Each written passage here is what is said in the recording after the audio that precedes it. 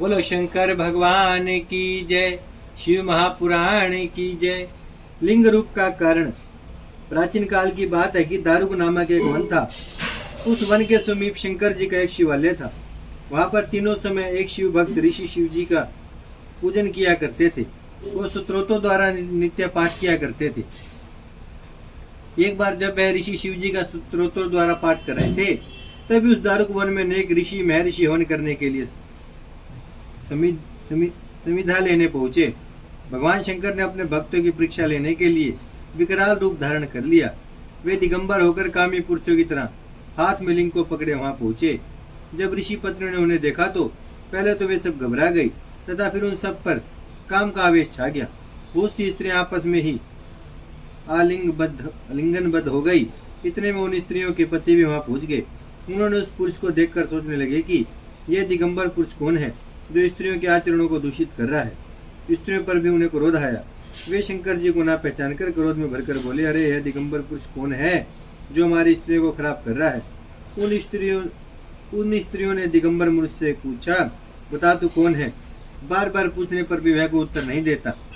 वे लोग बोले, यह वैदिक धर्म को लोप करने वाला कर्म कर रहा है। इस कारण तेरा यह लिंग शीघ्र ही पृथ्वी पर कटकर गिर पड़े।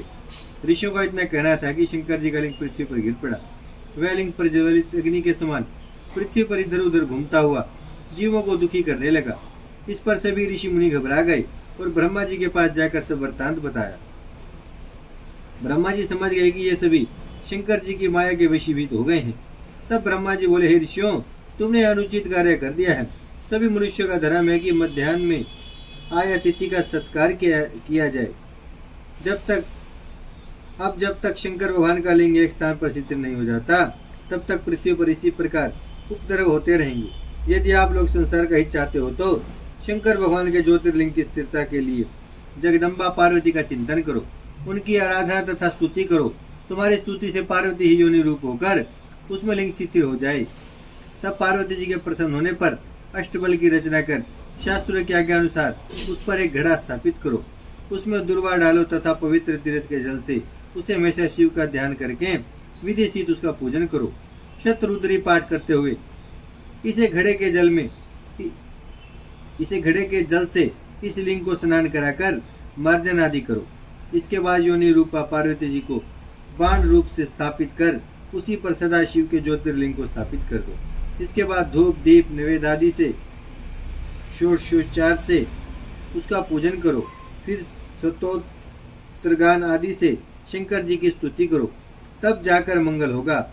इस तरह ब्रह्मा जी के वचनानुसार ऋषियों ने मातेश्वरी पार्वती जी की विधि विधान से आराधना की। उनकी स्तुति से पार्वती जी योनि रूपा होकर उस पर ज्योतिर्लिंग की स्थापना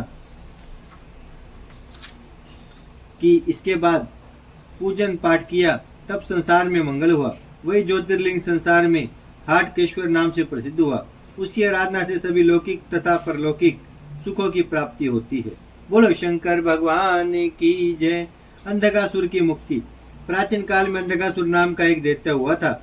वह समुद्र के अंदर किसी जगह रहता था। वह बहुत ही शक्तिशाली और पराक्रमशाली दैत्य था। उसने उस समय संसार में अपना आतंक फैला रखा था। इस कारण सब उससे दुखी थे। देवताओं ने दुखी होकर भगवान शिव जी से अंधकासुर के आतंक के बारे में बताया। भगवान भोले शंकर ने देवताओं को आश्वासन दिया, तुम डरो मत, मैं अवश्य ही आप लोगों को कष्ट पहुंचाने वाले उस दैत्य का वध करके उसके आतंक को समाप्त कर दूंगा। हे देवताओं, तुम सब अपनी सेनाएं लेकर आगे आगे चलो, तुम्हारे पीछे मैं रहूंगा। यह सुनकर सभी देवता अपनी सेनाओं को सजाकर चल पड़े। देवताओं का सेना सहित आगमन सुनकर दैत्य भी अपने निवास स्थान समुद्र से बाहर निकल आया। वह देवताओं के साथ युद्ध करने लगा। युद्ध से पीड़ित होकर वह दैत्य अपने निवास स्थान समुद्र में जा छिपा।